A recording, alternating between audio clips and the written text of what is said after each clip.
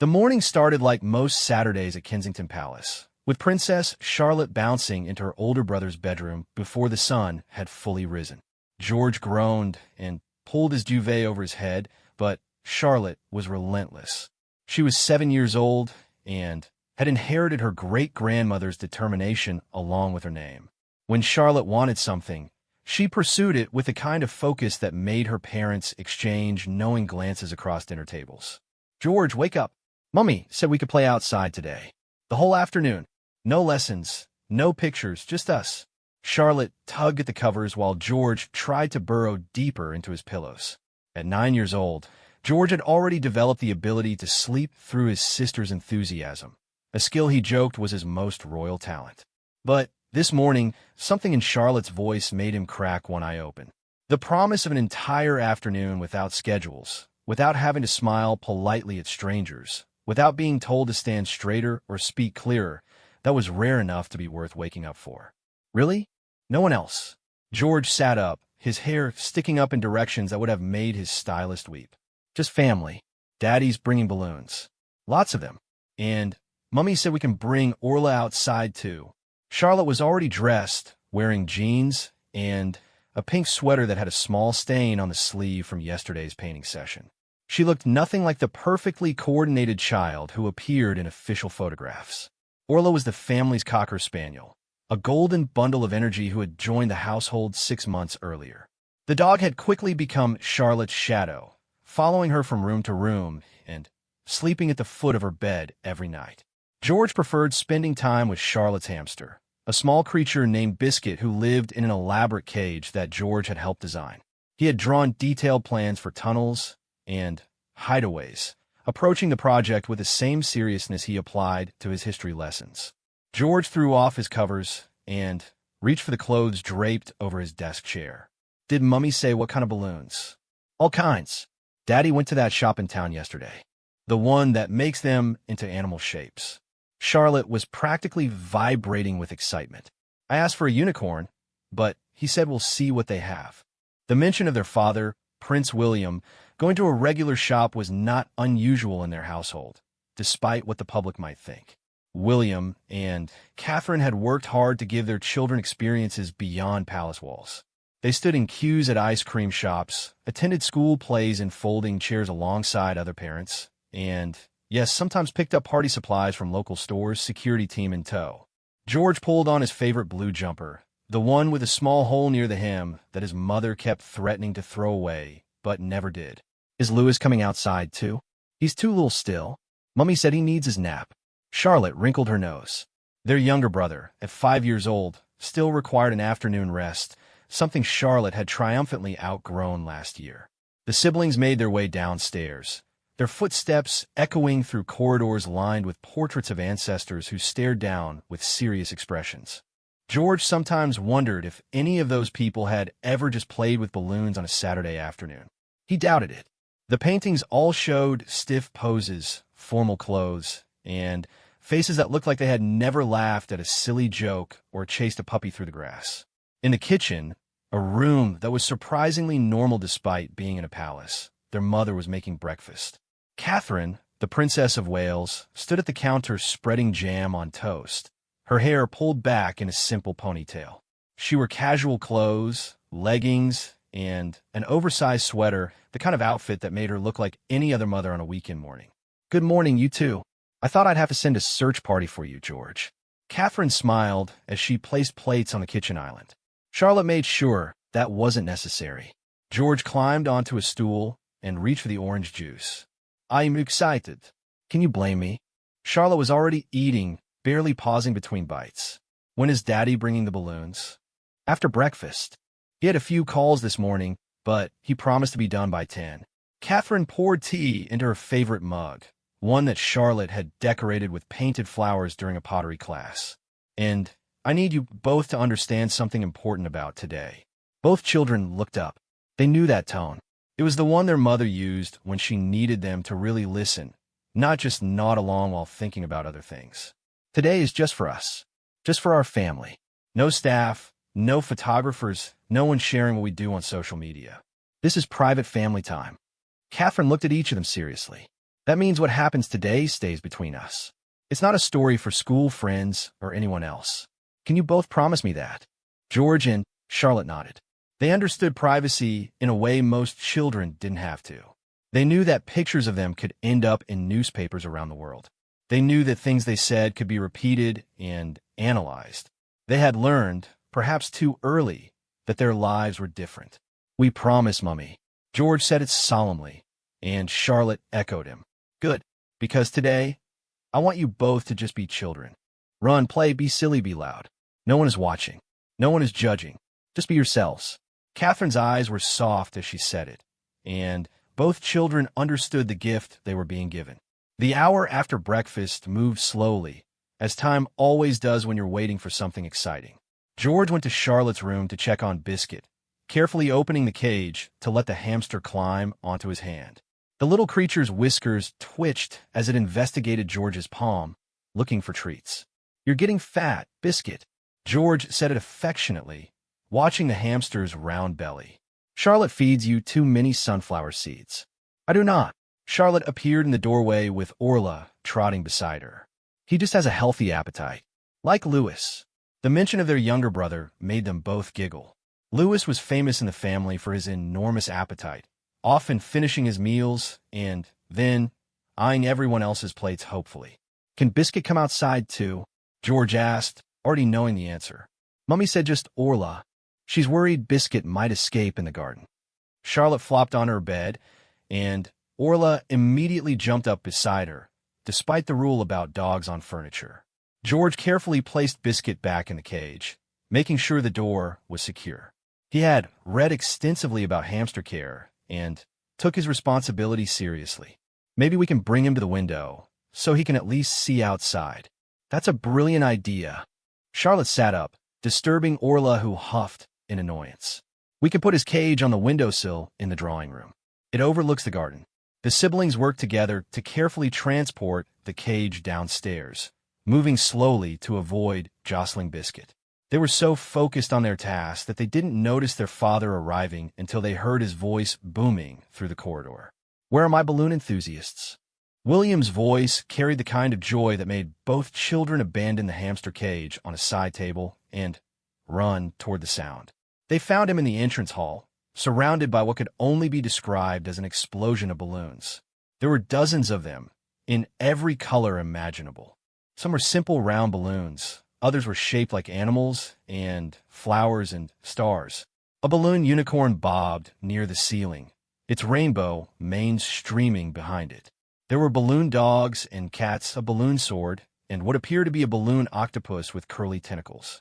"Daddy!" Charlotte launched herself at William, who caught her easily and spun her around. "Did I do well?" William asked, gesturing at the balloon collection with his free hand. "You did perfect." Charlotte was examining the unicorn with reverent attention. "Can I have this one?" "That one has your name on it." "Literally. Look at the ribbon." William pointed to a tag hanging from the unicorn string, and Charlotte squealed when she saw her name written in careful handwriting. George was more interested in the balloon sword, picking it up and testing its weight. "This is excellent. Can we have a balloon sword fight?" "That's exactly what they're for. I got two so we can duel." William pulled out a second balloon sword from behind a chair. "But maybe we save that for outside where there's more room and fewer priceless antiques to knock over." Catherine appeared from the direction of the kitchen, carrying a basket. "I've packed snacks and drinks. Louis is down for his nap, and Maria is here if we need anything." Maria was their nanny, a kind woman who had been with the family since George was born. "Then, let's begin this balloon adventure." William started gathering balloons, handing bunches to both children. "George, you take the animal ones. Charlotte, you're in charge of the round ones.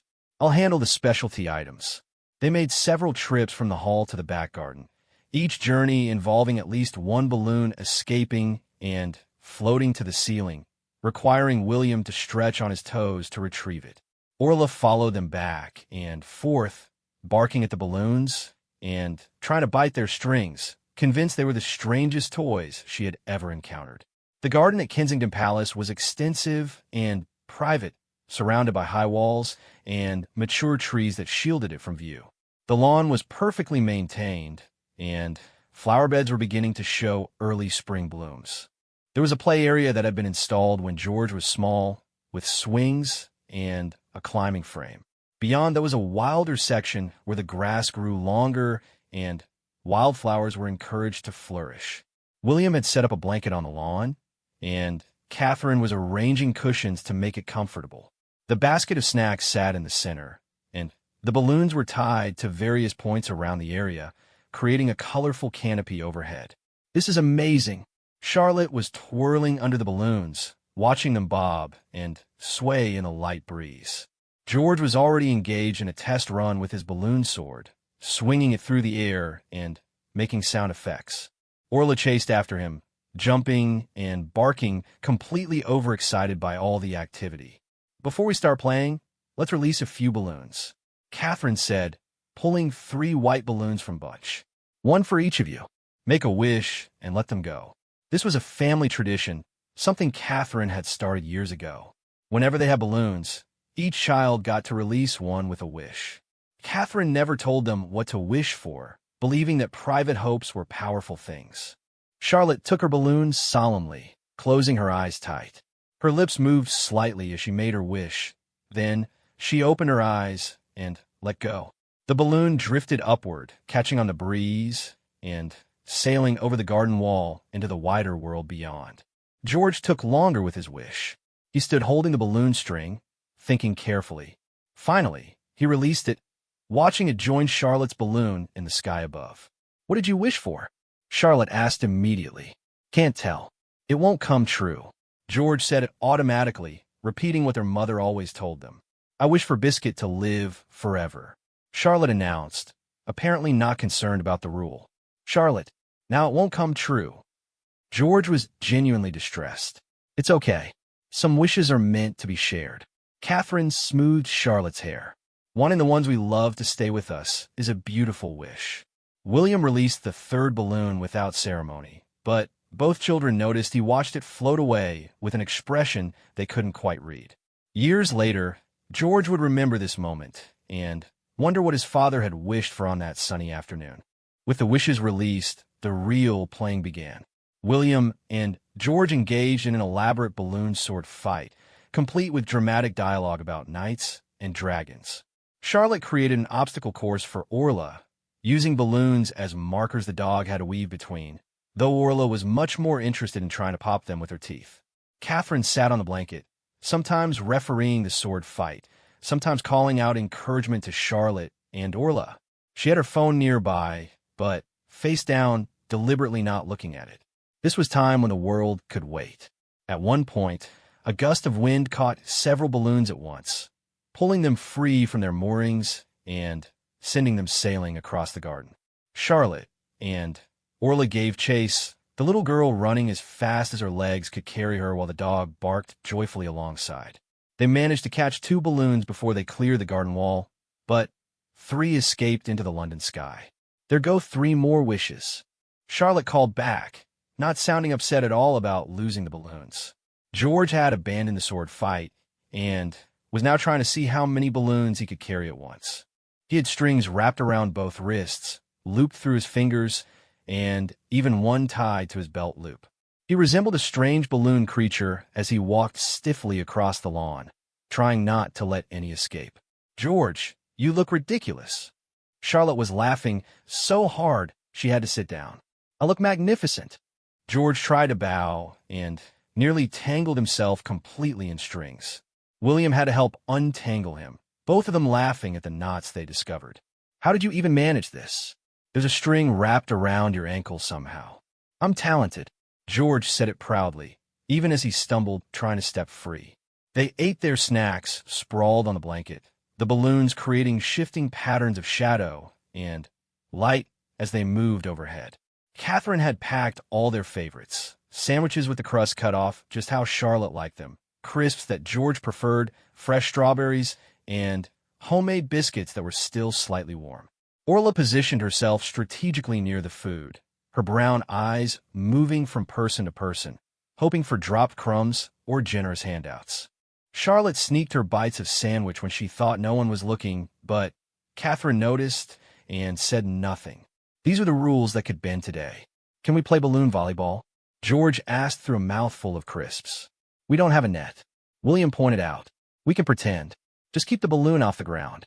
George was already standing, ready to start. They played for nearly an hour, batting balloons back and forth across an imaginary net, calling out scores that no one was actually tracking, and collapsing in laughter whenever Orla intercepted the balloon and ran away with it in her mouth, deflating it slowly with her teeth. Charlotte discovered that if she lay on her back and kicked her legs in the air, she could keep a balloon aloft with her feet. She spent a long time perfecting this technique, counting how many kicks she could manage before the balloon drifted out of reach. George found a balloon that had partially deflated and amused himself by making it make squeaking noises as he pressed air out of it. The sound made Orla tilt her head in confusion, and William threatened to take the balloon away if George didn't stop making the dog nervous. As the afternoon stretched on, the energy level gradually decreased. Charlotte ended up lying on the blanket with her head in Catherine's lap, watching the balloons sway above them. George sat cross-legged nearby, tying knots in balloon strings to create patterns. William had sprawled on the grass with Orla curled against his side, both of them looking peaceful. This was a perfect day. Charlotte said it quietly, her eyes half closed. It's not over yet. Catherine was running her fingers through Charlotte's hair, untangling the knots from all the running and playing. I know, but even if we stopped right now, it would still be perfect. Charlotte turned to look at her brother. Right, George? George nodded without looking up from his knots. Right. The sun was starting to lower in the sky, casting golden light across the garden. The balloons glowed in the light, and everything felt suspended in a moment that none of them wanted to end. Can we do this every Saturday? George asked, even though he already knew the answer. We can't always guarantee it, William said carefully, but we could try for days like this as often as possible. I wish every day could be like this. Charlotte said it wistfully. If every day was like this, it wouldn't be special. Catherine's voice was gentle. Part of what makes today wonderful is that it's different from our usual days. George considered this, tying another knot. I suppose that's true, but I still wish it happened more often. We all do, darling, Catherine said, and there's something in her voice that made both children look at her. She was smiling, but there was a sadness in her eyes that they didn't fully understand. The moment passed quickly.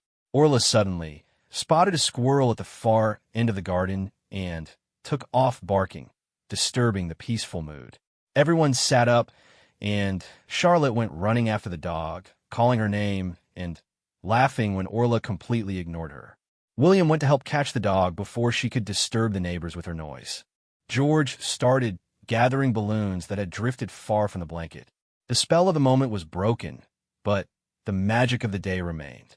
They stayed outside until the light began to fade, and the air grew cool enough that Catherine insisted everyone needed jackets. They gathered up the balloons, the blanket, the basket, and one very tired, grass-stained dog. The walk back to the palace felt both too short and exactly right. The evening brought a different kind of magic to Kensington Palace.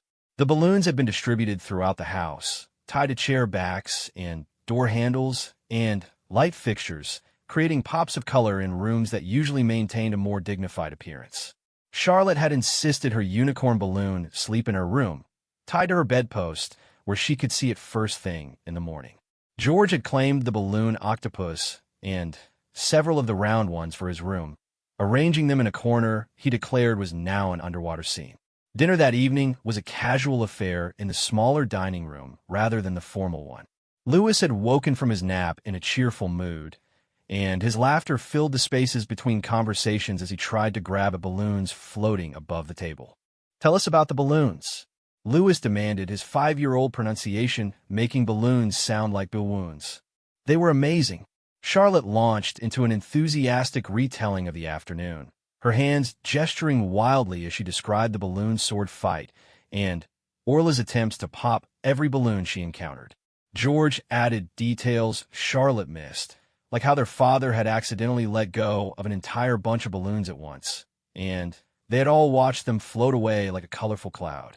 William defended himself by saying the wind had been particularly strong at that moment, but his children's skeptical expressions suggested they didn't quite believe him. Catherine watched her family with quiet contentment, occasionally interjecting with her own memories of the afternoon. She loved these dinners when it was just the five of them. No formal protocols to follow, no need to model perfect behavior. They could be messy and loud and completely themselves. After dinner, there was the usual negotiation about bedtime. Charlotte insisted she wasn't tired, despite the yawning that punctuated her protests. Louis wanted one more story, then another, then just one more.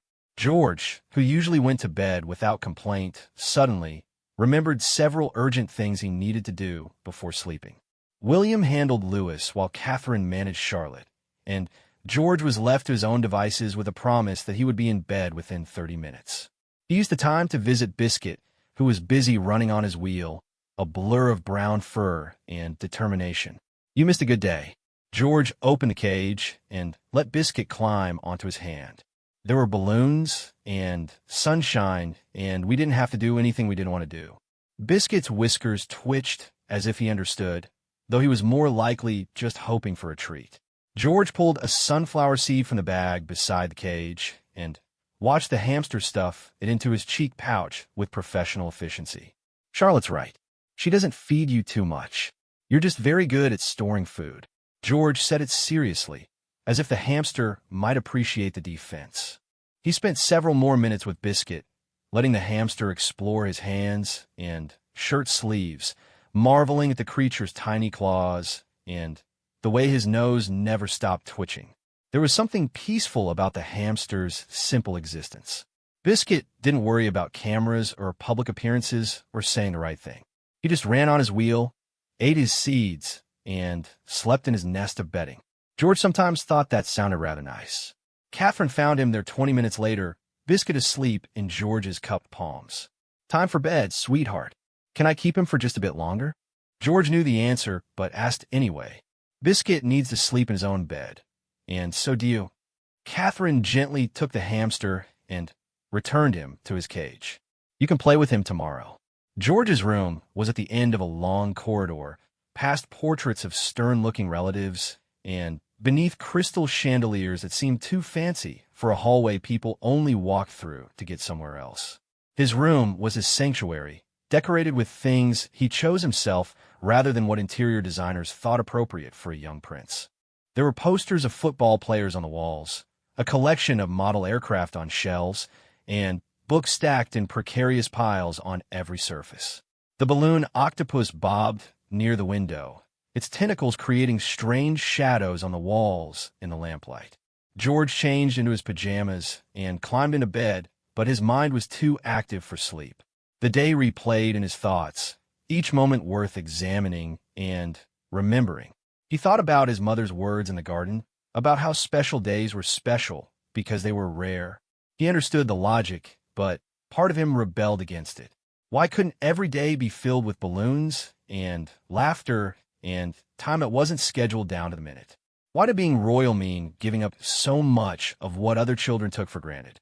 These were thoughts George had often but rarely voiced. He knew he was lucky in countless ways. He lived in a palace, traveled to amazing places, met interesting people, and would never have to worry about having enough food or a warm place to sleep. But there were trade-offs that weighed heavier as he got older. The constant awareness of being watched, the knowledge that mistakes wouldn't be private, the understanding that his life path was set before he was even born. A soft knock on his door pulled him from these heavy thoughts. Charlotte peeked in, her hair braided for bed, and her favorite stuffed rabbit under one arm. "Are you asleep?" "Obviously not, since I'm talking to you." George shifted over in his bed. "Come on then." Charlotte didn't need more invitation. She scampered across the room and climbed into bed beside her brother, a ritual they had been performing since she was old enough to climb out her own bed. Their parents knew about it and pretended not to, understanding that these sibling moments were important. Today was brilliant. Charlotte whispered it, even though there was no need to whisper. It really was. George agreed. They lay side by side, watching the balloon octopus's shadow dance on the ceiling. Orla had followed Charlotte and now curled up on the rug beside the bed, her presence adding to the feeling of contentment. "George." Charlotte's voice was smaller now, uncertain in a way she rarely allowed herself to be. What? Do you ever wish we were normal? Like, really normal? The question hung in the air between them. George thought about lying, about giving the answer he was supposed to give about duty and privilege and honor. But this was Charlotte, his sister, the person who knew him better than anyone except maybe their mother. Sometimes. Do you? All the time, Charlotte admitted. Not always. Not when we get to do fun things or travel to amazing places. But sometimes I just want to go to the park without security, or have a friend over without it being a whole production, or make a mistake without worrying that someone will put it on the internet forever. George understood completely. I want to play football without the other team being told to go easy on me. I want to be good at something because I'm actually good at it, not because people are being nice to the future king. That sounds awful, Charlotte said sympathetically. It is. But today was different. Today we were just us. No one treating us special or different or careful. George reached over and squeezed his sister's hand. That's why today mattered so much. Charlotte squeezed back. We should remember it. Every detail. So when things get hard or strange or too royal, we can think about the balloons and the garden and just being together. I'll remember. George promised. Every bit of it. They talked for a while longer, their voices growing softer as sleep began to claim them. Charlotte eventually returned to her own room, Orla trailing behind her, leaving George alone with his thoughts and his balloon octopus. He did fall asleep eventually, dreaming of balloons that floated so high they touched the stars, and gardens where no one watched or judged or expected anything except joy. The next morning was Sunday, which meant a different routine. The family attended church services, a weekly obligation that George had mixed feelings about. He didn't mind the church itself or the singing, but he minded the way people stared at them, the way photographers gathered outside, the way every outfit choice was scrutinized and commented upon. Catherine had laid out his clothes the night before, a small mercy that meant one less decision to make in the morning. George dressed carefully, checking his reflection to make sure everything was straight and proper. The boy in the mirror looked like what people expected. Neat hair, perfect clothes, appropriate expression. Nothing like the grass-stained, balloon-wielding child from yesterday. Charlotte met him in the hallway, equally transformed. Her hair was styled perfectly, her dress crisp and clean, her shoes shined to gleaming. She made a face at him, and he grinned back. They both knew this was the armor they wore when facing the public. Underneath, they were still the same children who had chased balloons across a garden. The drive to church was short, and the crowd were already gathering when they arrived. George had learned to keep his expression neutral, but pleasant, to wave at just the right moment, to walk at the right pace beside his family. It was a performance he had been practicing his whole life. Inside the church, he let his mind wander during the sermon, thinking about Biscuit and whether the hamster would want to explore a new section of his cage that George was planning to build. He thought about football practice coming up that week and hoped it wouldn't rain. He thought about a book he was reading about World War II aircraft and the chapter he wanted to finish tonight. These small escapes into his own thoughts were how he managed the public moments. Be present in body, but let his mind roam free. It was a technique that served him well. After church, there were brief conversations with clergy members and a few select members of the congregation. George shook hands and answered polite questions about school, giving responses he had given hundreds of times before. Yes, he was enjoying his classes. Yes, he was looking forward to the summer. Yes, thank you very much. Charlotte handled it with more enthusiasm, though George suspected she was performing as much as he was. She was better at making it look natural, at seeming genuinely delighted by every interaction. He admired that about her, even as he knew it cost her energy she would need to recover later. The drive home was quiet. Lewis had fallen asleep almost immediately, worn out by having to sit still and quiet for so long. William and Catherine spoke in low voices about upcoming engagements and scheduling conflicts, the kind of logistical conversations that were the background noise of their lives. George stared out the window, watching London pass by. Regular people walking regular dogs, going to regular Sunday brunches, living regular lives. He wondered if they knew how lucky they were to be invisible, to be able to make mistakes that didn't end up as headlines, to be able to just exist without constantly being watched. "You're quiet," Charlotte whispered beside him. "Just thinking. About yesterday?" "Sort of. About lots of things." George turned from the window to look at his sister. "Do you think we'll get to do it again soon?" "Another day like yesterday," Charlotte considered. "Maybe not exactly like yesterday, but we'll have other good days. Different, but still good." She was probably right. Their parents worked hard to give them as much normalcy as possible. There would be other afternoons in the garden, other moments of just being children. They wouldn't be frequent enough, and they would always be precious because of their rarity, but they would happen. Back at the palace, they changed into comfortable clothes, shedding their public personas along with their formal outfits. George immediately went to check on Biscuit, finding the hamster awake and ready for attention. He let him out of the cage and watched him explore a maze George had constructed from cardboard boxes. Charlotte came in with Orla, who immediately became fascinated by the hamster. George had to carefully block the dog's attempts to investigate too closely while Charlotte held onto Orla's collar. "She just wants to play." Charlotte defended her dog. "She weighs 20 times what Biscuit weighs. If she wants to play, Biscuit might not survive." George kept his body between the animals. They compromised by letting Orla watch from a distance while Biscuit navigated his cardboard maze. The dog whined with frustration, but stayed in place, her brown eyes tracking every movement of the small creature. "He's gotten faster," Charlotte observed as Biscuit zipped through a tunnel. "I've been training him. Sort of. I put treats in different parts of the maze so he learns the routes." George pointed out the small pieces of vegetables he had strategically placed. "That's actually quite clever." Charlotte was impressed despite herself. They spent the afternoon this way, playing with their pets, George reading his book while Charlotte worked on a drawing of Orla. Louis joined them eventually, building elaborate structures with blocks that Orla would inevitably knock over with her tail, causing the young prince to dissolve into giggles each time. It was quieter than yesterday, less magical, but more sustainable. This was the everyday reality of their lives, the spaces between the extraordinary moments. George found comfort in it, in the ordinary rhythms of Sunday afternoon, with nothing more demanding than making sure Biscuit found his treats and preventing Orla from eating Louis's blocks. As evening approached and the light began to fade, George went to his window to watch the sunset. The balloon octopus still floated nearby, slightly more deflated than yesterday, but still present. In the garden below, he could see the spot where they had spread their blanket, where they had laughed and played and forgotten for a while about everything else. Tomorrow would bring tutors and schedules and expectations.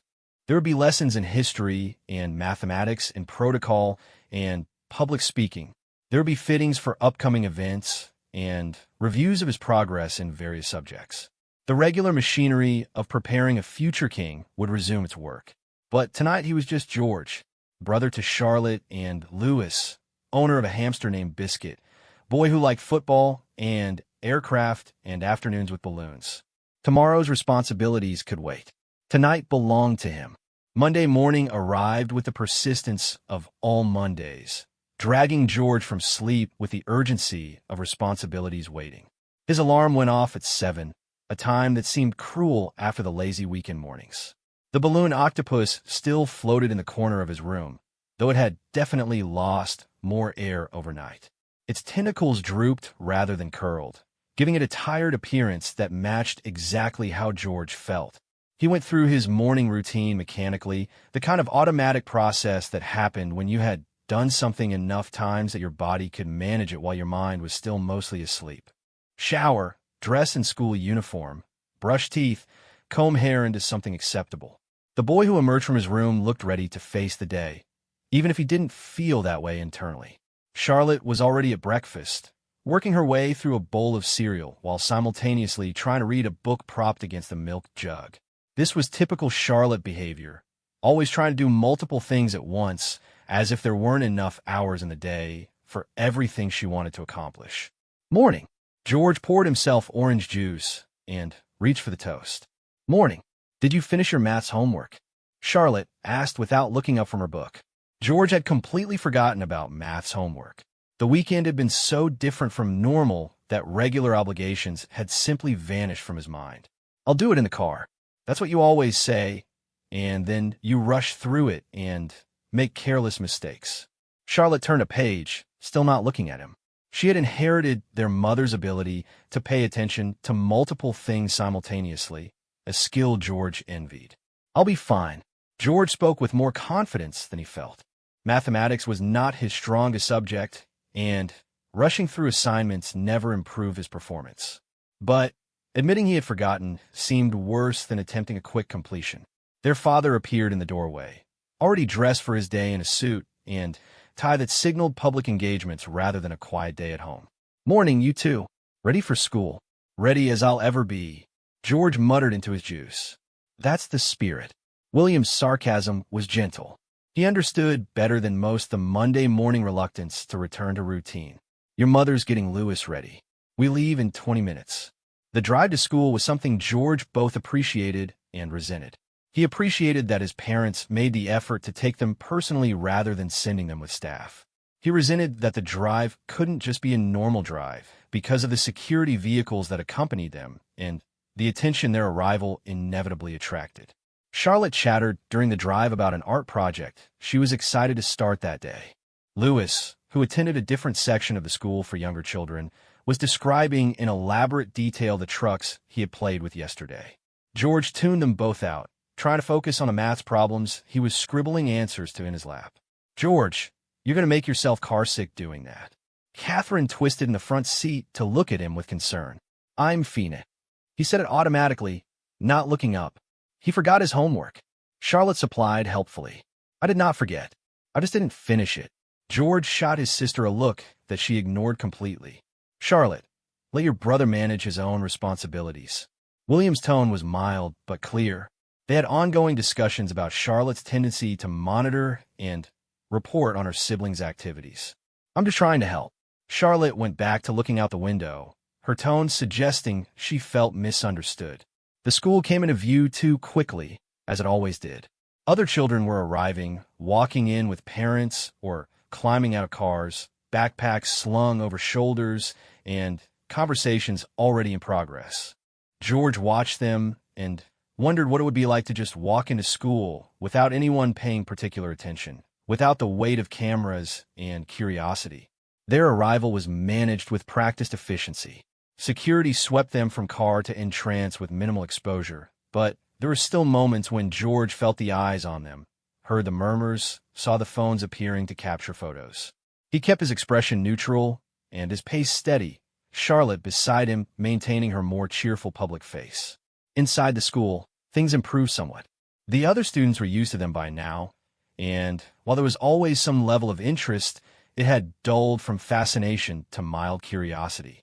George had friends here, children who had moved past the initial excitement of having royals in their class, and now just treated him as George, the boy who was decent at football and terrible at art, and sometimes funny in the way he observed things. His first class was English, which he generally enjoyed. They were studying poetry, and while George didn't particularly like writing poems himself, he found analyzing them interesting. Today they were discussing metaphors, and the teacher had them identifying examples in various famous poems. George found his mind drifting back to Saturday's balloons. Were they a metaphor for something? The way they floated away when released, carried by forces beyond control. The way they brought color and joy but were ultimately temporary. The way they could be tethered down or set free, never really belonging in either state. He was pulled from these thoughts by the teacher calling on him to provide an example from the poem they were discussing. George scrambled to find his place, aware of the other students watching, and managed to identify a metaphor about time being a river. The teacher nodded approval and moved on, and George made a note to pay better attention. At break time, he met up with his friends in the playground. There was Marcus, who shared George's interest in aircraft and could talk for hours about different models and their capabilities. There was James, who was passionate about football and never seemed to run out of energy. And there was Sophie, who was quiet but observant and often made comments that were funnier than anyone expected. "How was your weekend?" Marcus asked as they kicked the ball around. "It was good. Quiet. Just family stuff." George kept it vague, remembering his promise to keep Saturday private. "We want to visit my gran. She lives in Bath." It was boring. James announced this with the authority of someone who found most things outside of football boring. "I started reading a new book series. It's about dragons." Sophie said it like she expected to be judged, but the boys just nodded with interest. "What kind of dragons?" George asked. He had been interested in dragons when he was younger, though he had moved on to more realistic interests since then. Sophie launched into an explanation of the book's mythology, and they spent the rest of break discussing the relative merits of different dragon stories. It was exactly the kind of normal conversation George treasured, where his identity was just one part of who he was rather than the defining characteristic. Charlotte had her own group of friends and her own break time rituals. George caught glimpses of her across the playground, always at the center of activity, organizing some game or leading some discussion. She had a way of drawing people to her that George admired but didn't share. He preferred smaller groups, deeper conversations, less intensity. Lunch was the usual chaos of the school cafeteria. George went through the line, selecting food that seemed least likely to end up spilled on his uniform. He found a table with his friends and settled in, grateful for the noise and anonymity the crowded room provided. "Did you finish the maths homework?" James asked around a mouthful of sandwich. George had, technically, finished in the car. Whether he had finished it correctly was another question entirely. "Yes." "Did you?" "Most of it." The last 3 problems made no sense. James shook his head in frustration. They were about percentages. Sophie said helpfully, "You just have to convert them to decimals first." The conversation devolved into a discussion of why mathematics was designed to be confusing, a topic they could all contribute to with enthusiasm. George found himself relaxing into the familiar rhythm of it, the easy back and forth between people who knew each other well enough to be comfortable. The afternoon brought history class, which was George's favorite subject for complex reasons he didn't fully understand himself. On one hand, he was studying the very history that his family had been central to. The kings and queens in his textbook were his ancestors, their decisions and actions shaping the very world he now inhabited. On the other hand, learning about them as historical figures rather than family members gave him a strange perspective on what it meant to be royal. Today they were studying the Victorian era, and the teacher was discussing Queen Victoria's long reign and the changes Britain underwent during that time. George found himself wondering what Victoria had been like as a person, beyond the stern portraits and historical records. Had she ever just played with balloons? Had she ever wanted to be normal? The teacher mentioned that Victoria had been particularly devoted to her children, despite the demands of ruling an empire. George felt a sudden connection to this woman who had lived over a century ago. She had struggled with the same balance, the same impossible task of being both a parent and a monarch. After school, George had football practice.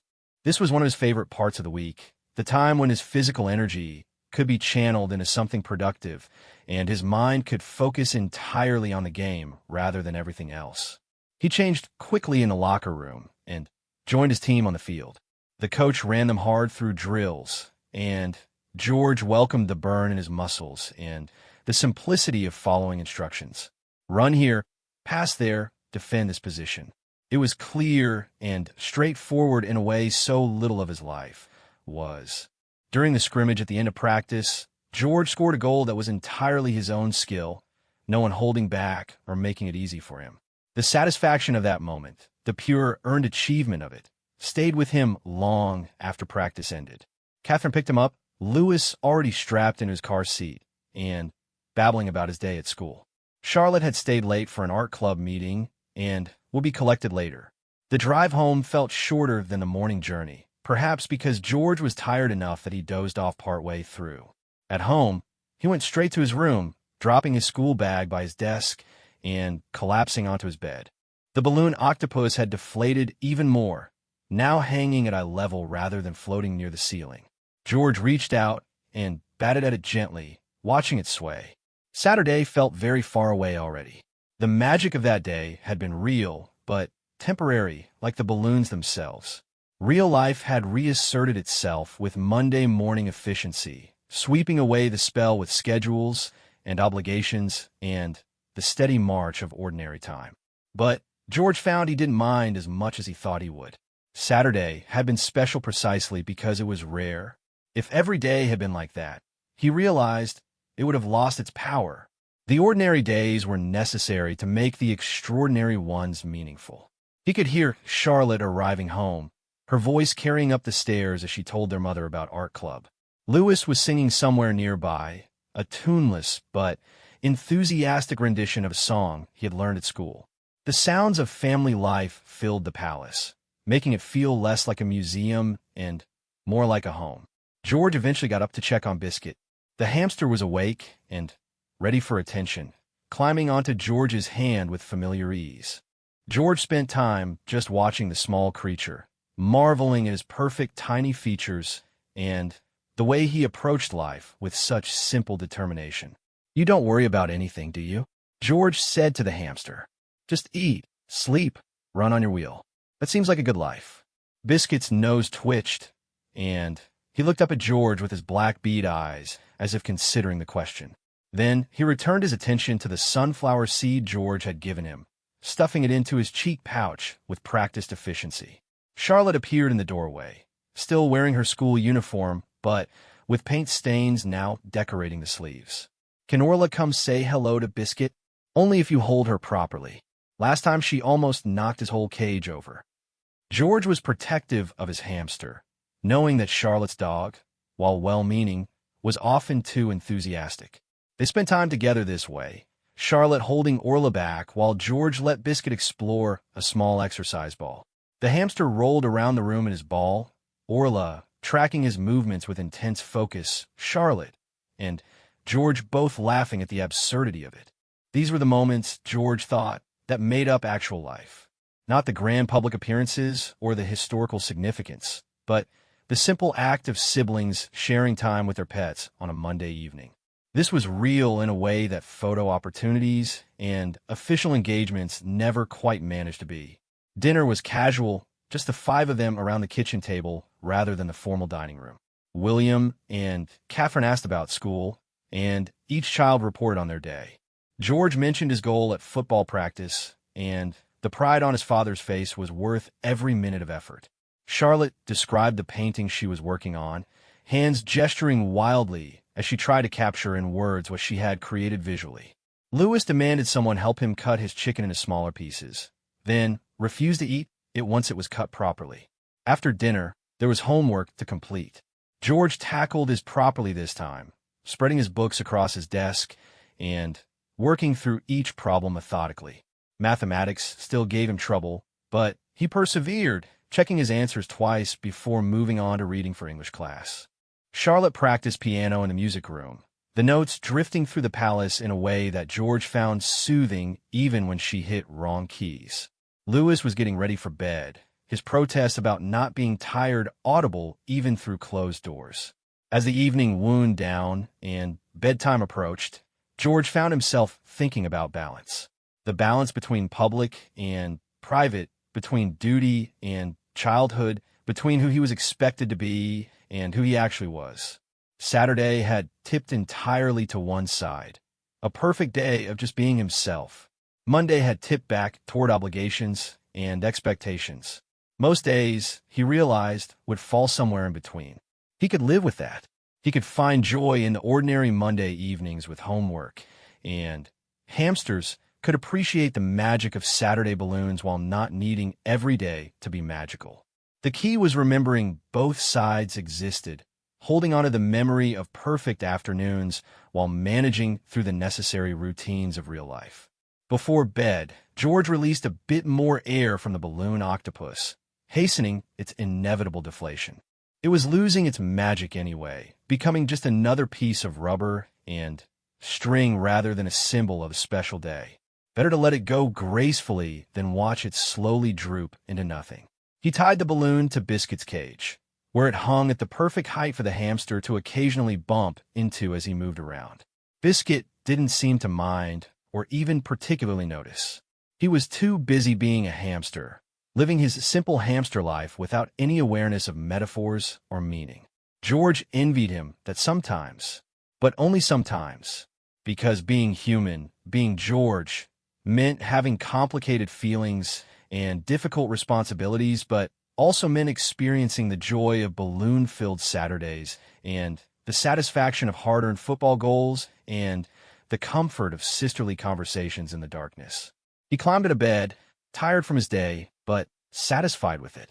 Tomorrow would bring more of the same, another day of school and activities and the careful balance between his two worlds. But tonight he was content. Tonight was enough. The week continued its steady march forward, each day blending into the next with the comfortable predictability of routine. Tuesday brought an unexpected pop quiz in science that George was certain he had failed. Wednesday saw Charlotte winning a house point competition at school, coming home flushed with pride and clutching a certificate she immediately wanted to display on the refrigerator. Thursday was notable primarily for the rain that kept them inside during break. Everyone crowded into corridors and common rooms with the restless energy of children denied their outdoor freedom. By Friday, George was ready for the weekend with an intensity that surprised him. It wasn't that the week had been particularly difficult, just that 5 days of maintaining his public self had drained his reserves. He wanted nothing more than to shed his uniform, both literal and metaphorical, and just exist without performance. The balloon octopus had finally given up entirely by Friday morning, hanging limp and deflated in a way that was almost sad. George untied it from Biscuit's cage and carried it downstairs to the bin, feeling oddly sentimental about discarding it. It was just a balloon, he told himself. It had served its purpose, and now was time to let it go. But Charlotte saw him with it and immediately protested. "You can't throw it away. It's from our special day. It's completely deflated. It's just rubbish now." George held it up to demonstrate how limp it had become. "We should save it anyway. Put it in a memory box or something." Charlotte crossed her arms, prepared to fight for the balloon's dignity. Their mother intervened from the doorway. "Why don't we take a photo of it first? Then you can remember what it looked like while it was still magical, and George can dispose of the actual balloon." This compromise satisfied Charlotte, who insisted on carefully arranging the deflated octopus for its portrait photo. She positioned it on George's desk with Biscuit's cage in the background, creating what she declared was a proper memorial composition. Catherine photographed it from several angles while George tried not to roll his eyes at the production his sister had created. There, now will live forever in photos. Charlotte seemed satisfied with this outcome. Photos aren't the same as the actual thing, George pointed out, but he had to admit there was something nice about the images his mother showed them. The deflated balloon somehow looked dignified in the photos, like it had lived a full life and was now resting.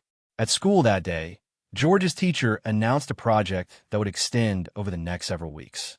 They would be working in pairs to research and present on a historical figure of their choosing. George was paired with Sophie, which he considered lucky since she was both smart and easy to work with. "Who should we choose?" Sophie asked as they sat together during the planning period. "Someone interesting, not just someone everyone always picks." George was already tired of hearing about the same historical figures in every assignment. They needed someone different, unexpected. "What about someone from your family?" Sophie suggested tentatively. "You probably know things about them that aren't in regular history books." George considered this.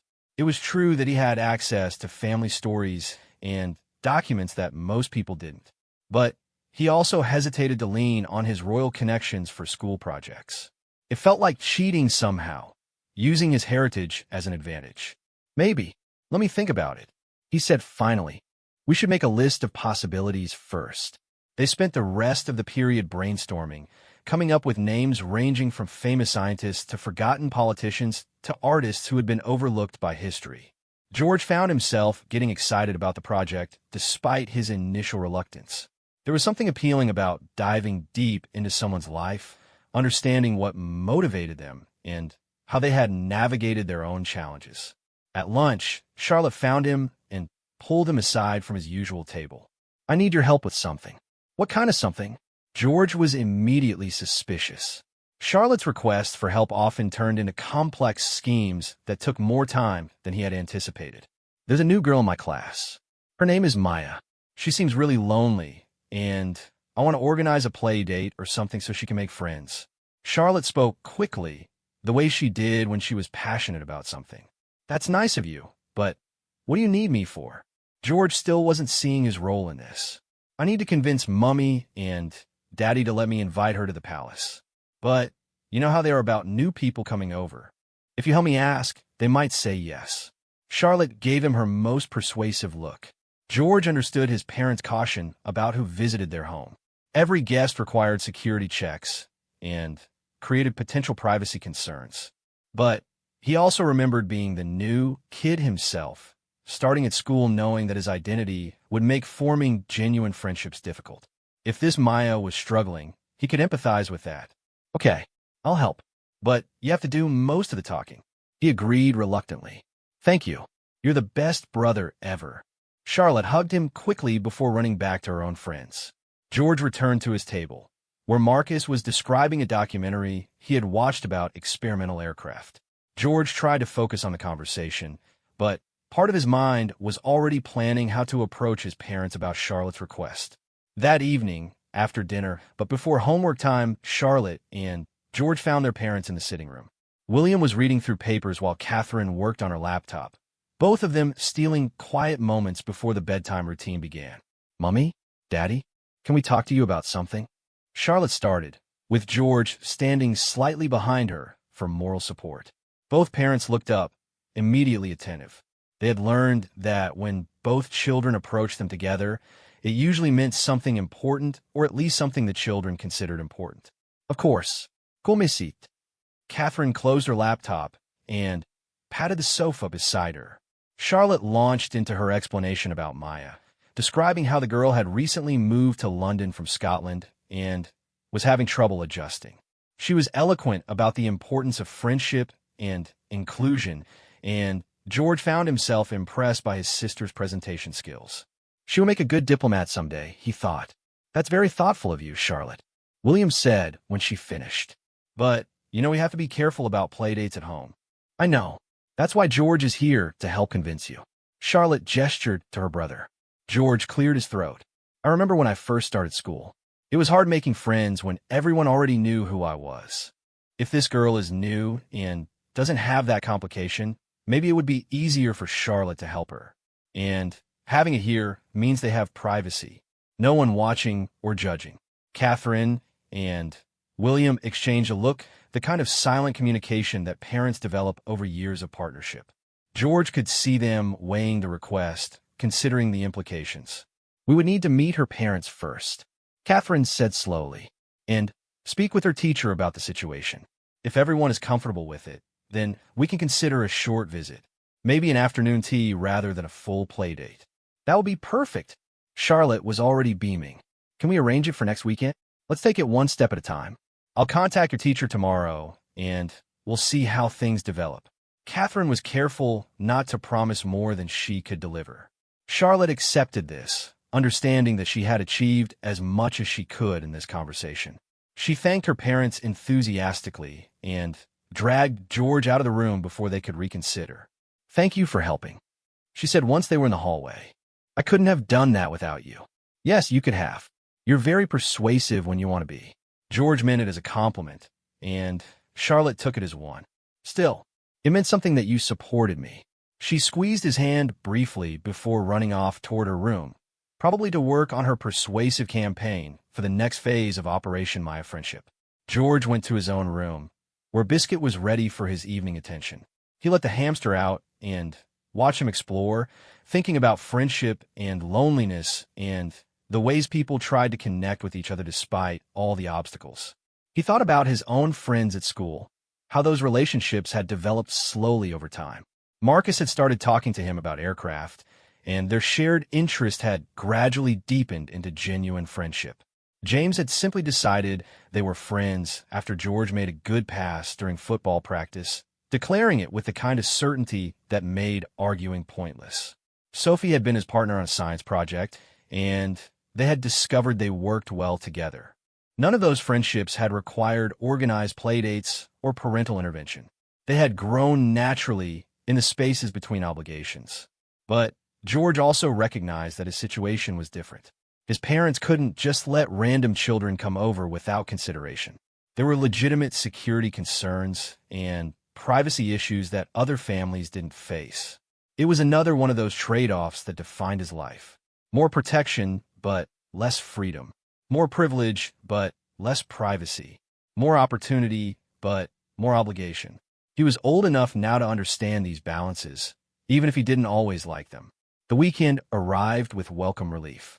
Saturday morning, George slept late, a luxury he savored. When he finally emerged from his room, still in his pajamas, he found Charlotte already dressed and working on a poster at the kitchen table. "What's that for?" He poured himself juice and peered over her shoulder. "I'm making a welcome poster for when Maya comes over. Assuming Mummy and Daddy approve it." Charlotte was using her best markers, the expensive ones that their grandmother had given her for her last birthday. "You're really invested in this friendship," George observed. "She just seems so sad at school, like she doesn't know where she belongs yet. I want to help her feel welcome." Charlotte didn't look up from her careful lettering. George understood that impulse. Charlotte had always been the kind of person who noticed when others were struggling and felt compelled to help. It was one of her best qualities, even when it led her into complicated situations. The rest of the weekend unfolded in a pleasant blur of low-key activities. They visited a local park on Saturday afternoon, the whole family plus security team, and managed to mostly blend in with other families doing the same thing. Lewis made friends with another 5-year-old at the playground, and they spent an hour playing elaborate games that seemed to involve a lot of running and shouting.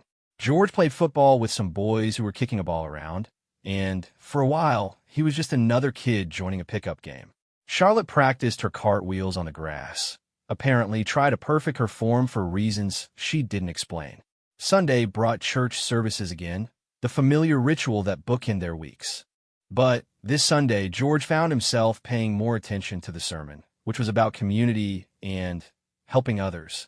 He glanced at Charlotte during it and saw she was listening intently too, probably thinking about Maya and her mission to help a lonely classmate.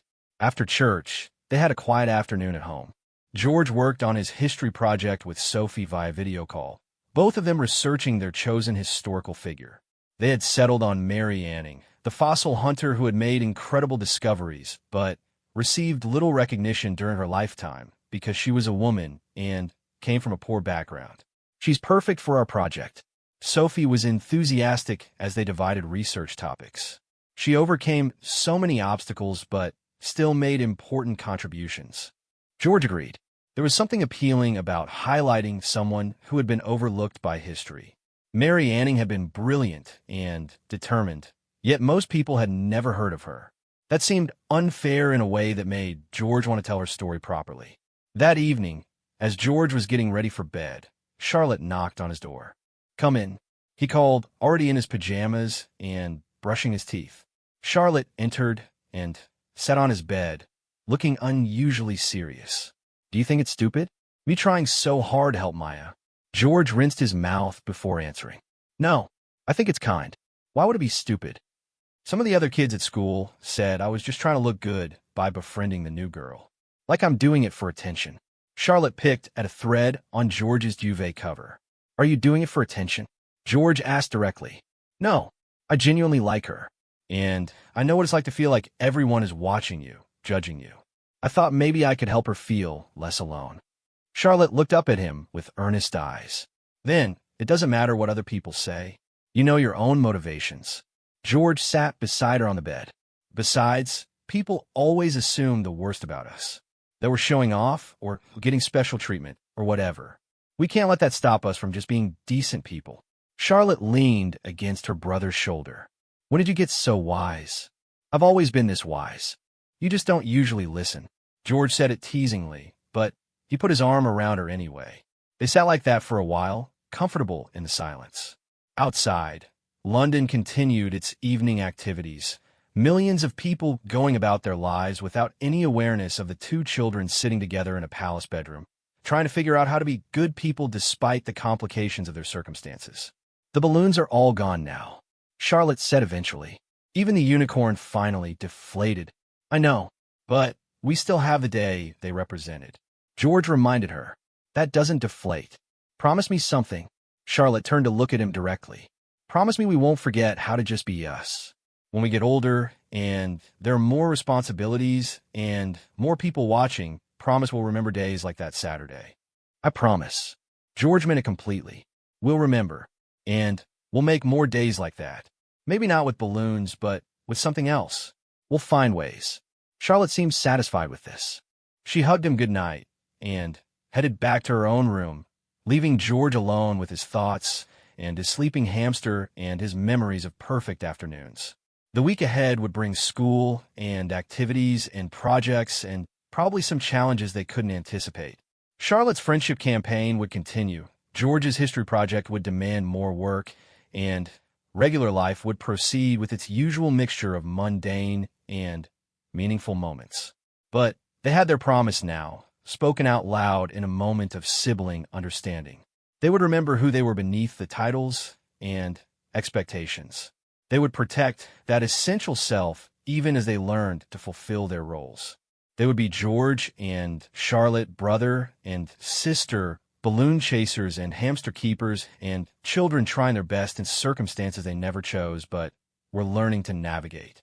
And sometimes when things got particularly difficult or complicated or overwhelming, they would remember that Saturday.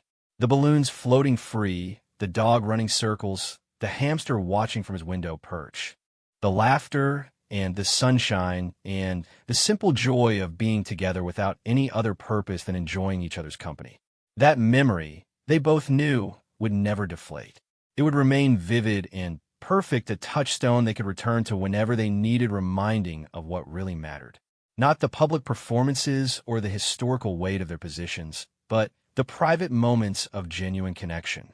The real stuff of life, hidden behind palace walls and protected fiercely by parents who understood its value. As George finally turned off his light and settled into sleep, he felt grateful. Grateful for that Saturday, for his sister's friendship, for parents who tried so hard to give them normal childhoods despite impossible circumstances. Grateful even for the complications, because navigating them together made the victories sweeter. Tomorrow would come with its own challenges and opportunities. But tonight, George was content with exactly where he was and who he was. That was enough. That was everything. The following Wednesday afternoon brought unexpected news that shifted the emotional landscape of the Wales household. Catherine had spoken with Charlotte's teacher, and after careful consideration and background checks that Charlotte knew nothing about, Maya's parents had agreed to an afternoon visit to Kensington Palace the following Saturday. Charlotte received this news with an explosion of joy that startled Orla into barking and made Louis cover his ears dramatically. She immediately began planning every detail of Maya's visit, from what snacks they should serve to which rooms Maya should see to how they should spend their time together. "You're going to overwhelm her," George warned as he watched his sister create lists and schedules with frightening efficiency. "I'm not overwhelming. I'm prepared. There's a difference." Charlotte didn't look up from her planning notebook. There's also such a thing as too prepared. What if Maya just wants to relax and not follow an itinerary? George had learned from experience that Charlotte's plans, while well-intentioned, could sometimes feel more like military operations than casual hangouts. Charlotte paused and looked at her brother. "You really think I should be less organized about this? I think you should have some ideas ready, but let things happen naturally. See what Maya is interested in and go with that rather than forcing her through all your predetermined activities." George spoke gently, not wanting to hurt his sister's feelings, but also wanting to help her succeed in her friendship mission. Charlotte considered this, then slowly closed her planning notebook. "You're right. I'm doing too much, aren't I?" "You're doing it because you care. That's good. But sometimes caring means giving people space to be themselves rather than trying to create perfect experiences for them." George was paraphrasing something his mother had once told him, and he hoped it made sense in this context. "When did my little brother become the wise one about friendships?" Charlotte smiled as she said it, acknowledging both his help and the unusual reversal of their typical dynamic. "I'm older than you, not younger, and I've had more time to make friendship mistakes," George reminded her. The days leading up to Saturday moved both slowly and quickly, depending on whose perspective you adopted. For Charlotte, each day crawled by with agonizing sluggishness. For George, the week flew past in a blur of schoolwork and football practice and time with Biscuit. For their parents, the days likely involved extensive security preparations and coordination that the children knew nothing about. By Saturday morning, Charlotte was so nervous she could barely eat breakfast. She had changed her outfit 3 times already, unable to decide what struck the right balance between presentable and casual. Wear the blue dress with the leggings underneath, George suggested when she appeared in the kitchen for the 4th time, wearing yet another combination. Is it too fancy? Charlotte tugged at the dress uncertainly. It's just right. You look nice, but not like you're trying too hard. George had no particular expertise in fashion, but he knew his sister needed reassurance more than actual advice. Maya and her mother arrived at precisely 2 in the afternoon, escorted through security with a process that had been streamlined as much as possible while still maintaining necessary protocols. Catherine and William greeted them warmly at the entrance, introducing themselves with the kind of practiced ease that came from years of making people feel comfortable. Maya was smaller than Charlotte, with dark curly hair pulled back in a ponytail and large brown eyes that darted around nervously. She looked simultaneously excited and terrified, clutching her mother's hand while trying to take in everything around her. Maya, this is Charlotte and her brother George. Catherine made the introductions smoothly. Charlotte has been looking forward to your visit all week. Hi. Maya's voice was quiet, almost lost in the grand entrance hall. Hi. Come on. I'll show you around, if you want.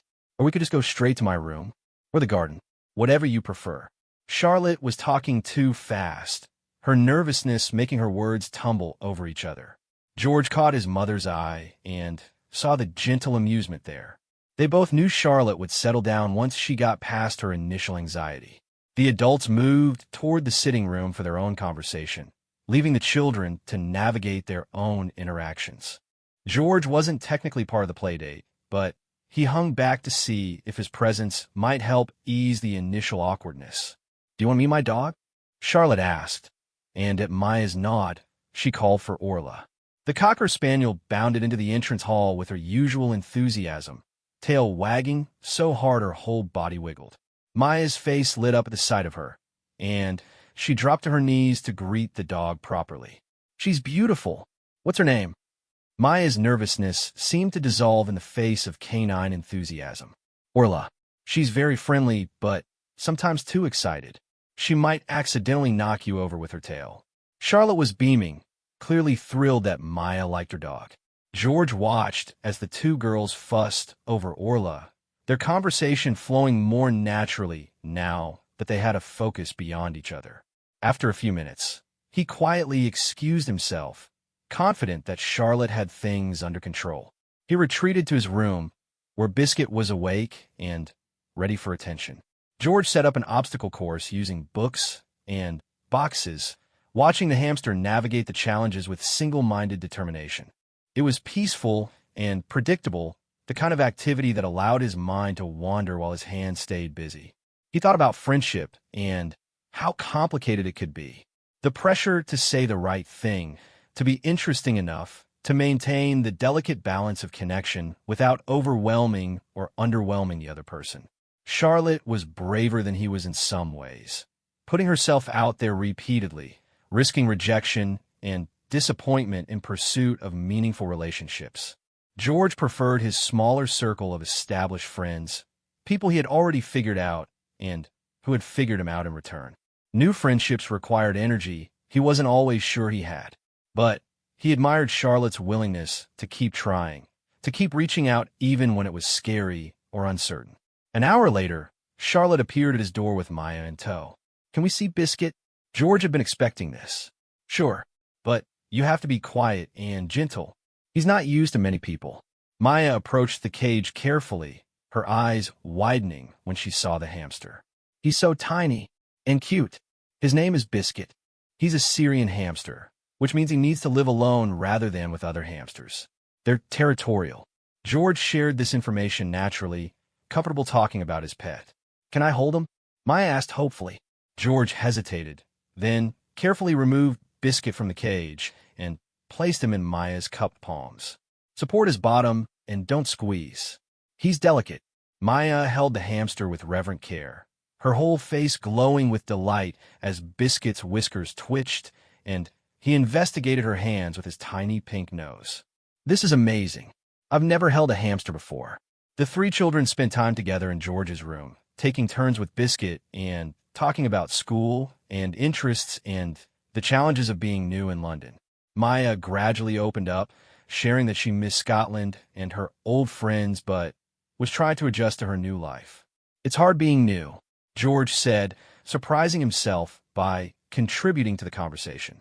Everyone else already has their friend groups and inside jokes, and you're just trying to figure out where you fit. Exactly. Maya looked relieved to be understood. And Charlotte has been so nice, but sometimes I worry she's just being nice because she's supposed to be, not because she actually wants to be friends. Charlotte's face fell at this. That's not true at all. I genuinely like you. I think you're interesting and kind, and I want to be your friend for real. Really?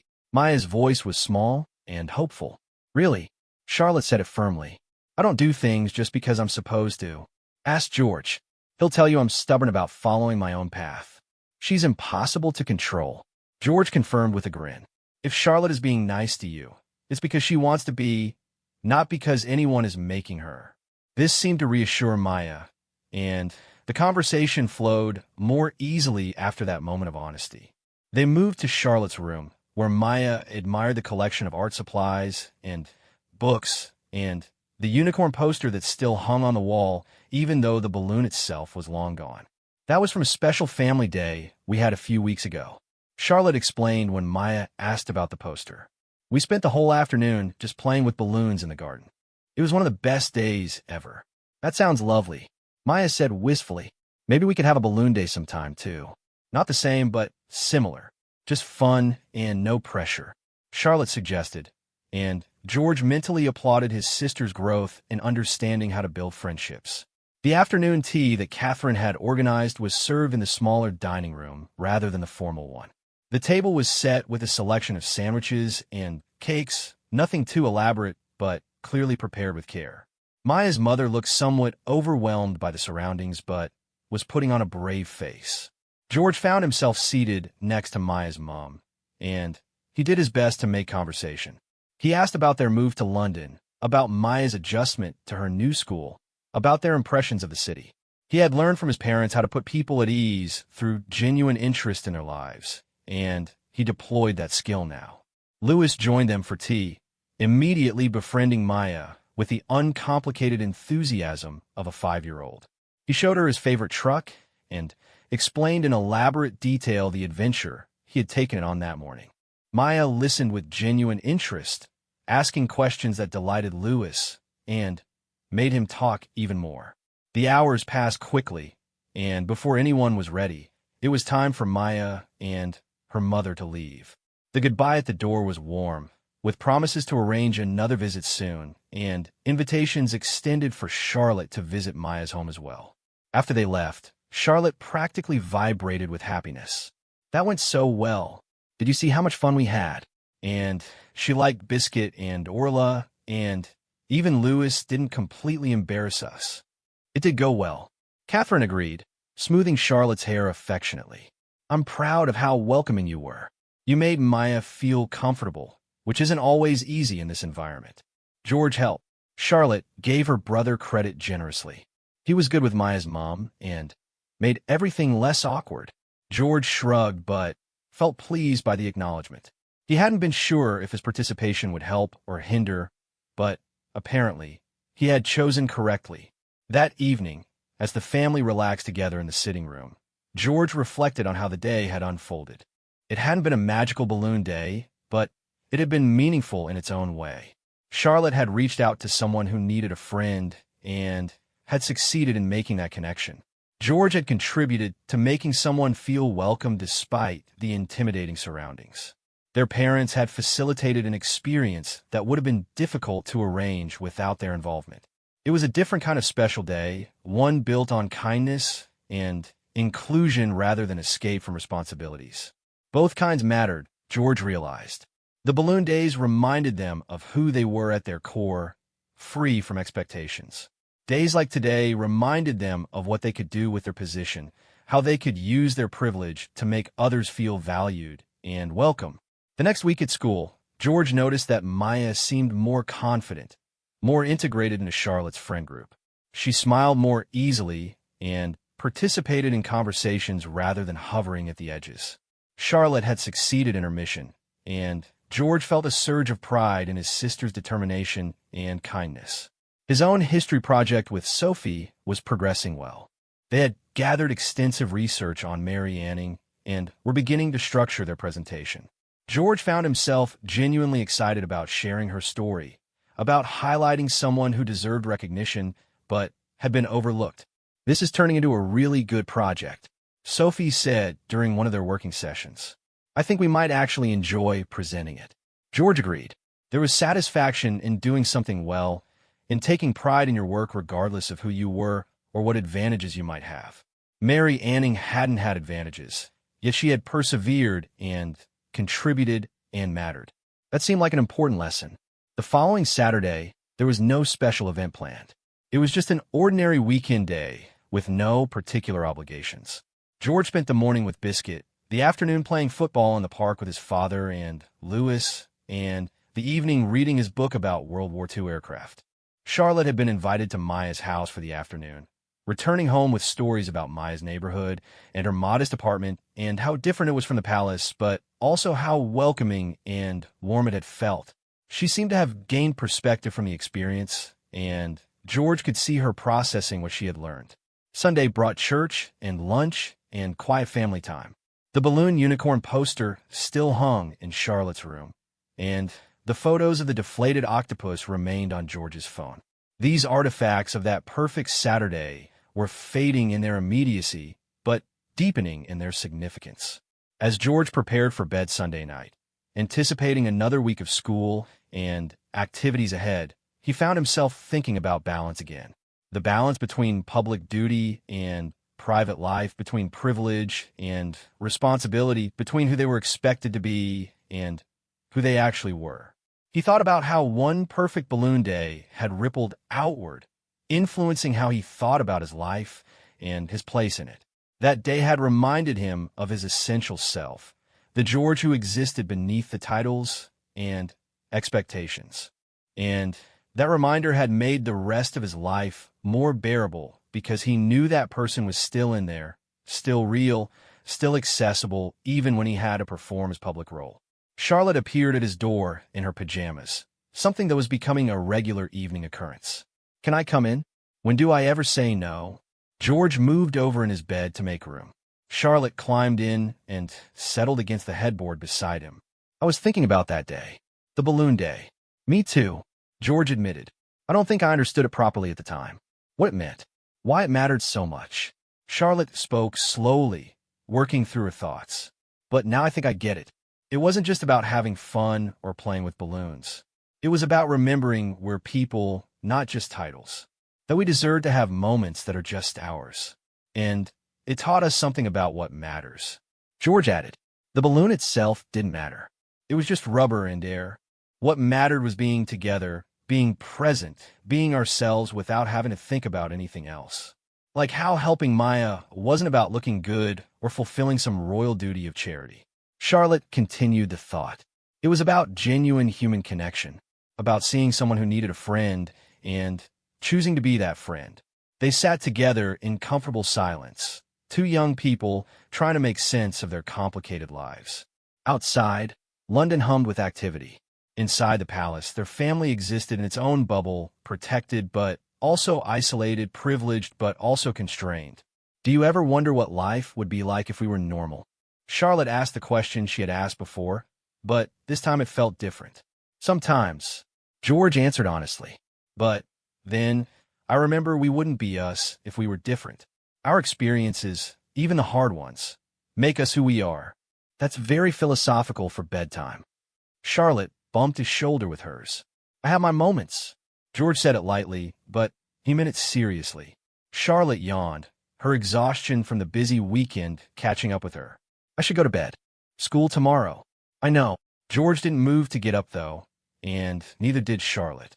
They stayed like that for a few more minutes, drawing comfort from each other's presence.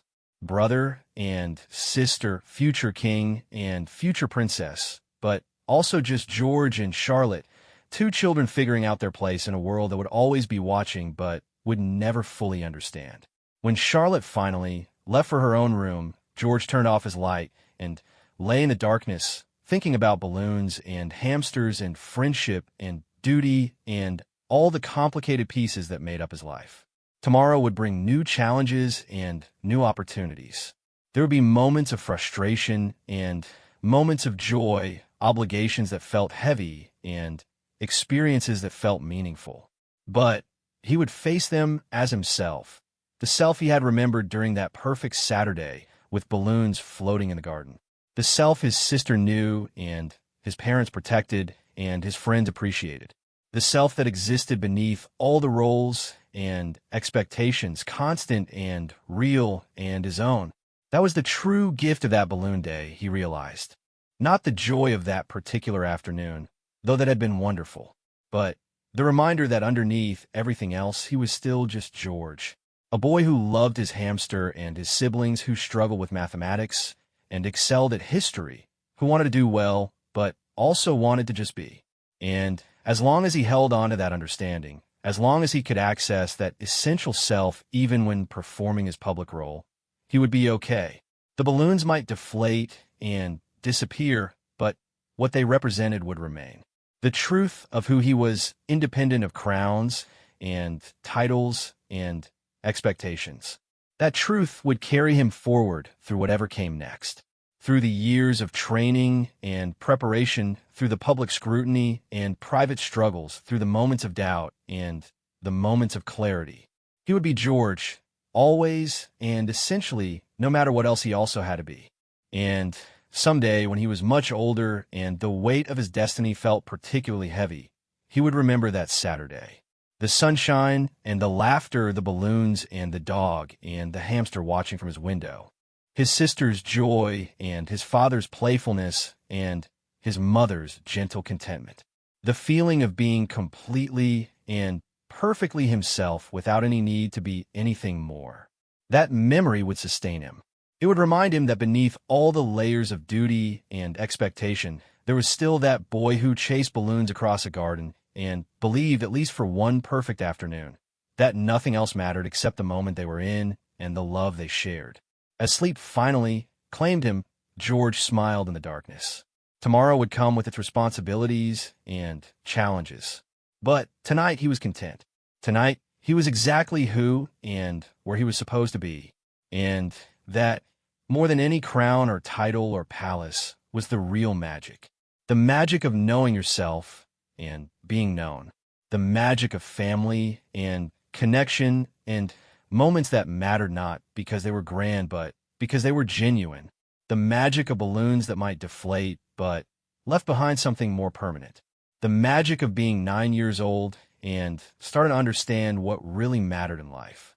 The magic of being George, now and always, no matter what the future held. That was enough. That was everything. That was his truth, captured in one perfect Saturday and carried forward into every day that followed. A gift he would treasure and protect and return to whenever he needed reminding of who he really was beneath everything else. The boy who played with balloons and loved his hamster and protected his sister and tried his best to be good and kind and true. That boy was real. That boy would always be real. And that boy was him.